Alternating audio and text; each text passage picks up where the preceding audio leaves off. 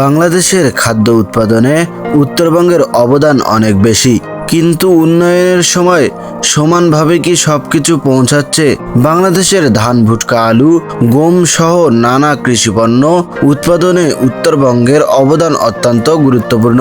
দেশের খাদ্য নিরাপত্তায় এই অঞ্চলের কৃষকরা বছরের পর বছর কঠোর পরিশ্রম করে যাচ্ছেন। কিন্তু অনেক মানুষের প্রশ্ন, যে অঞ্চল দেশের খাদ্য ভাণ্ডার হিসাবে পরিচিত, সেই উত্তরবঙ্গের অনেক গ্রামে এখনো কেন ভাঙ্গাচোরা রাস্তা, ঘন ঘন বিদ্যুৎ সমস্যা, নদী ভাঙ্গন এবং মৌলিক অবকাঠামোর নানা সংকট রয়েছে। উত্তরবঙ্গের মানুষ কোনো বিশেষ সুবিধা নয়, শুধু ন্যায্য উন্নয়ন চায়। দেশের জন্য যারা খাদ্য উৎপাদন করেন তাদের জীবনযাত্রার মান উন্নয়নও সমান গুরুত্ব পাওয়া উচিত। প্রশ্নটা রয়ে যায়, দেশকে খাদ্যে স্বয়ংপূর্ণ রাখতে যাদের অবদান এত বড়, উন্নয়নের ক্ষেত্রেও কি তাদের প্রাপ্য গুরুত্ব দেওয়া হচ্ছে?